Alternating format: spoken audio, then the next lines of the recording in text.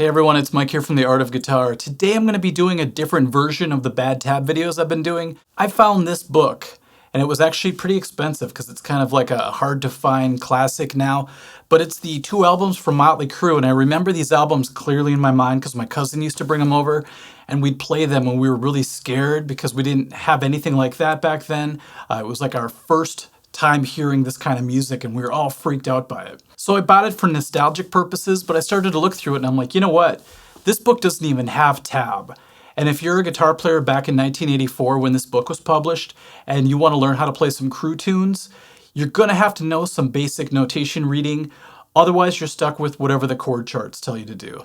And that's not very much. So what I want to do today is I want to show you what it would have been like to try to learn Motley Crue songs back in 1984 without tablature. So let's take a look at Looks That Kill. The way I'm going to do this today is I'm going to play it. This guitar is actually tuned down a whole step like the CRUE does.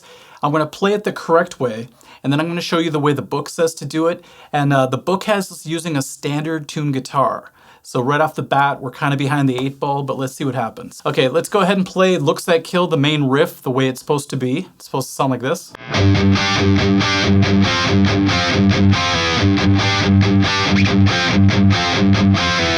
I'm gonna go ahead and do what the book tells me to do. So first of all, I have to put this guitar away and I have to grab a standard tuned guitar. So hold on. Okay, we have the trusty Charvel, Never Lets Me Down.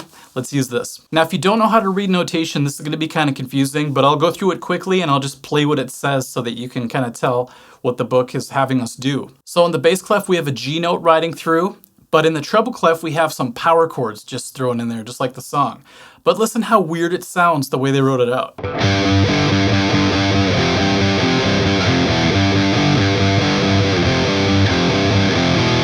Now, if you did just use the chord charts, which some guitarists would have had to do back then because they didn't know how to read notation, it would have sounded like this.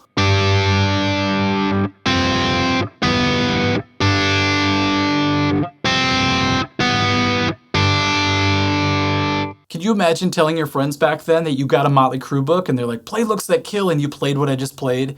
That would have been bad. Okay, now let's do a version with the full band and see what this would have sounded like if you played what the book says.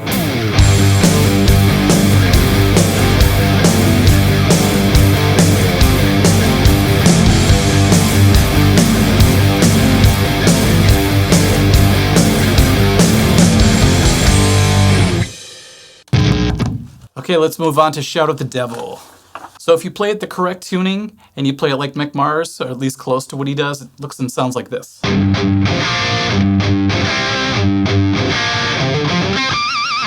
But what does the book say to do?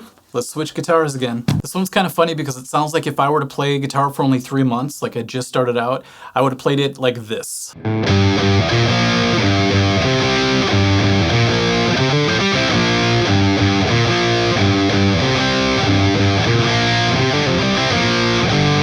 Isn't that weird that without the palm muting and without the open strings like the real version, it just sounds so elementary? Okay, let's try this with a backing track. Should be fun.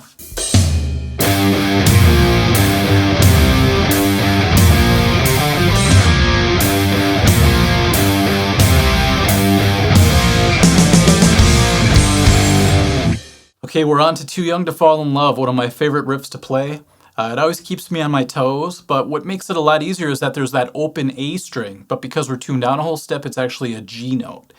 Let's play it the real way one time.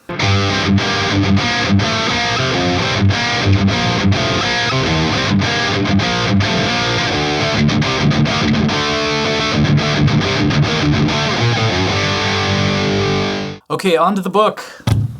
Okay, this one's pretty difficult. I tried it earlier and there's a lot of shifting around because we're not tuned down like I said earlier. So we get this.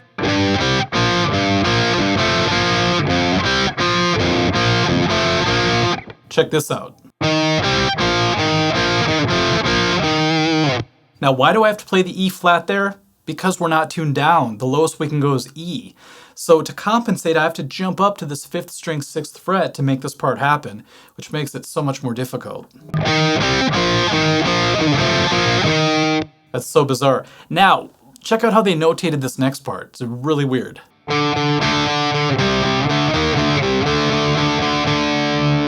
That's usually the worst part of not having a book tell you the correct tuning of a guitar, because it makes things that much more difficult. We did this with other books. If a song is actually in drop D or whole step down or whatever, but they insist on notating it in standard, all of a sudden you have to compensate for all those things that the original artist doesn't even have to do. So that means someone who's learning guitar and trying to learn these songs has to carry that much more weight than the actual artist. Okay, let's try this with a backing track.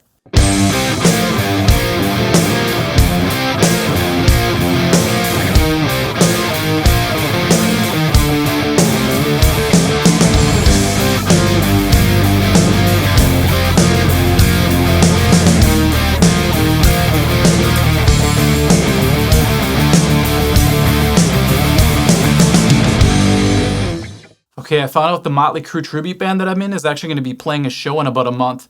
So I have to get my wrist back in order so that I can play Livewire correctly live. But yeah, I'm excited.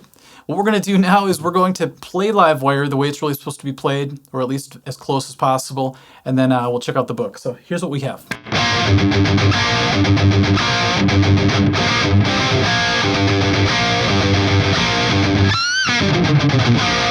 Okay, to the book. I'm kind of nervous about this one. By the way, this book has some cool songs in it. I'm doing all the hits, but they have like Bastard.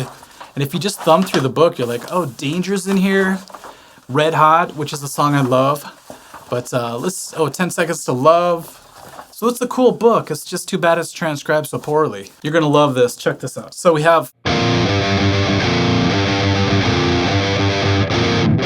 Now, if you learn guitar notation and you learn all your open position notes, you'll know that I'm playing this part in the correct spot.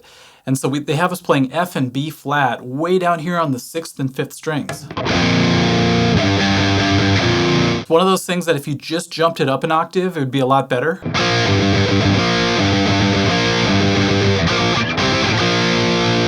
But since the book says to play it down here at this octave, that's what I'm going to do. Now the fill is the weirdest part. Here are the notes they say to play. Wish Me Luck, trying to do that full speed. It's very strange. It feels like some really difficult Megadeth riff or something. Actually, that feels more like a Pantera riff. Okay, let's give it a try with a backing track. Here we go.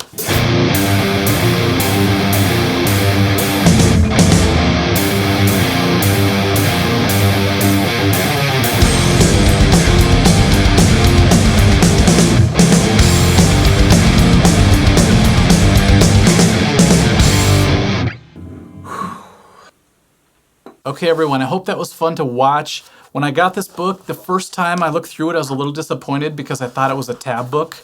And like I said, it's kind of rare, so it costs a lot. But in the end, I'm pretty happy with it just because it is like a collectible type thing. But I keep thinking how sorry I feel for the person who was trying to learn how to play these songs on guitar from this book back in the day. I'm so glad time, passed a little bit. They came out with better editions of Motley Crue tab books, and tab exploded. And now it's way easier to learn these songs than it was back then. So I want to dedicate this video to anyone who suffered through this book back in the day and actually took the time to try to learn it from the notation and never really quite sounded right because of how it was transcribed. So this video is for you guys. All right, everyone, I had a lot of fun making this video. Like always, I love doing these bad tab or bad notation videos. Hopefully it was fun to watch, and we'll catch you at the next one. Okay, thanks guys. Bye-bye.